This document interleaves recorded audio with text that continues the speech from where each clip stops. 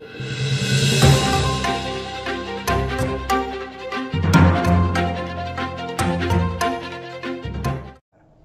TNT न्यूजमध्ये स्वागत आहे। बघूया आजच्या दिवसभरातील घडामोडी। बाबूराव धनवडे ग्रामीण बिगर शेती सहकारी पतसंस्थेच्या निवडणुकीत 51% मतदान। सोसायटीनंतर पतसंस्था निवडणुकीत धनवडे कुटुंबातील संघर्ष शिगेला। नृसिंहवाडी येथील प्रसिद्ध बाबूराव धनवडे सहकारी पतसंस्थेची निवडणूक लागली होती।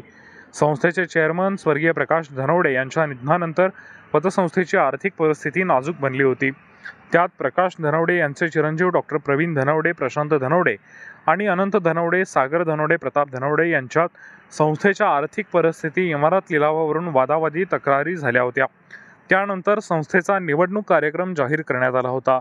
यामध्ये डॉक्टर प्रवीण धनवडे यांच्या नेतृत्वाखाली स्वर्गीय प्रकाश बाबूराव धनवडे पॅनल विरुद्ध माजी उपसरपंच अनंत धनवडे, सागर धनवडे, प्रताप धनवडे, संतोष धनवडे यांच्या नेतृत्वाखाली बाबूराव धनवडे पतसंस्था बचाव पॅनल मार्फत निवडणूक लढवण्यात आली। आज दत्त हायस्कूल, विद्यामंदिर, नृसिंहवाडी येथील 4 केंद्रावर दिवसभर मतदान प्रक्रिया पार पडली।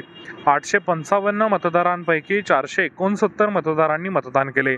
386 सभासदांनी मतदानाकडे पाठ फिरवली। आज दिवसभर जयसिंगपूर येथील धनवडे गट आणि नृसिंहवाडीतील धनवडे गटाचे बूथ एकमेकांना लागून होते। सभासदांनी मतदान करण्यासाठी घेऊन येण्यासाठी दोन्ही गटाकडून तयारी सुरू होती। दरम्यान श्री दत्त विकास सेवा सोसायटीच्या निवडणुकीतही धनवडे कुटुंबातील संघर्ष शिगेला पोहोचला होता। त्यानंतर बाबूराव धनवडे पतसंस्थेच्या निवडणुकीत दोन्ही धनवडे कुटुंबातील गट एकमेकांसमोर आल्याने नवा संघर्ष बघायला मिळाला।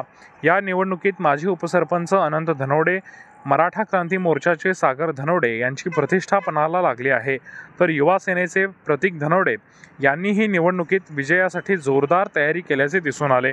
शिवसेनेचे ज्येष्ठ नेते संतोष धनवडे दिवसभर मतदान केंद्रावर तळ ठोकून होते, तर डॉक्टर प्रवीण धनवडे यांनीही आपल्या वैयक्तिक पातळीवर प्रचार यंत्रणा सांभाळली आहे। आज शनिवारी मतमोजणी होणार आहे। 12 वाजेपर्यंत निकाल जाहीर करण्यात येतील। दरम्यान शुक्रवारी मतदान आणि शनिवारी मतमोजणी असल्याने 2 दिवस शाळांना सुट्टी देण्यात आली आहे। त्यामुळे विद्यार्थी, शिक्षक खुश असले तरी पालक वर्गातून नाराजीचे सूर उमटले आहेत। TNT न्यूजला लाईक करा, शेअर करा, सबस्क्राईब करा आणि बेल आयकॉनवर क्लिक करायला विसरू नका।